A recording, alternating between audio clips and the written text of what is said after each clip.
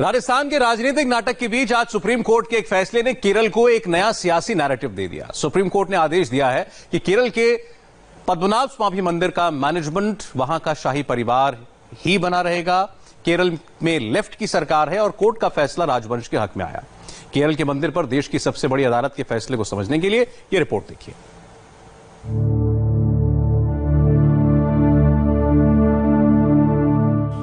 ये आंसू हिंदू धर्म में आस्था पर अटूट विश्वास के हैं। ये खुशी है अपनी धार्मिक परंपरा की पूंजी वापस पाने की। ये केरल की पूर्व त्रावणकोर रियासत का शाही परिवार है।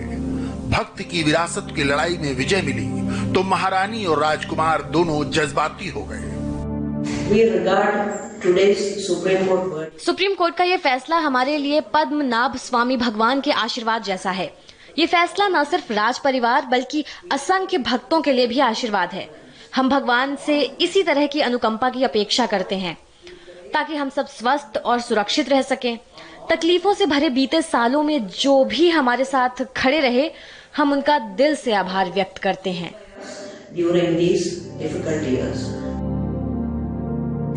सुप्रीम कोर्ट ने केरल के पद्मनाभ स्वामी मंदिर की चाबी त्रावणकोर के शाही परिवार को दोबारा सौंप दी है। अदालत का यह फैसला कितना बड़ा है उसे यूं समझिए।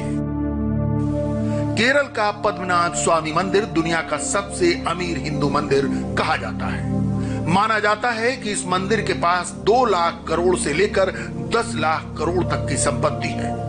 पद्मनाभ स्वामी मंदिर के तहखानों में बंद कुल धन संपत्ति और हीरे जवाहरात की अब तक पूरी गिनती नहीं हो सकी। पद्मनाभ स्वामी मंदिर के मैनेजमेंट का यह मुकदमा पिछले 9 साल से सुप्रीम कोर्ट में चल रहा था। अब सुप्रीम कोर्ट ने कह दिया है कि मंदिर का मैनेजमेंट त्रावणकोर के शाही परिवार के ही पास रहेगा।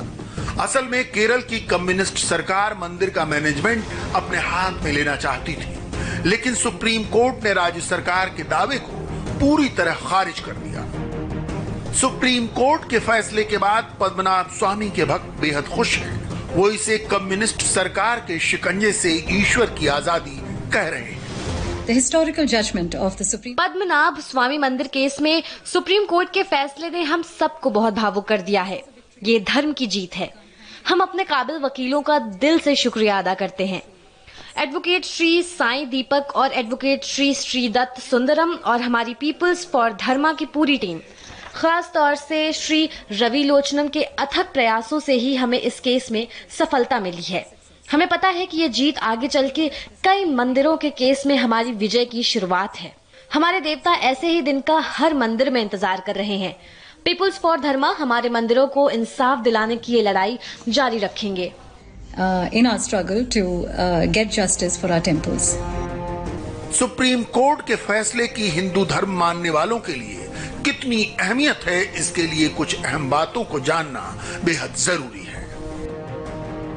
केरल में करीब 3200 हिंदू मंदिर हैं, जिनका कंट्रोल राज्य की कम्युनिस्ट सरकार के पास है। राज्य सरकार देवास्वम बोर्ड के जरिए मंदिर का मैनेजमेंट अपने पास रखती है। मंदिरों की मरम्मत और रखरखाव से लेकर पुजारियों की तनख्वाह तक सरकार के कंट्रोल में है। केरल के जिस मंदिर की आमदनी 10,000 रुपए से अधिक है, उसका कंट्रोल सरकार अपने हाथ में रखती है। हिंदू धर्म के मानने वालों का कहना है कि मंदिर में सरकार का क्या काम। ये बात पिछले साल सुप्रीम कोर्ट भी कह चुका है। अब पद्मनाभ स्वामी मंदिर के मैनेजमेंट को लेकर आया ये निर्णय अन्य मंदिरों से भी सरकार का कंट्रोल खत्म करने का रास्ता खोलेगा।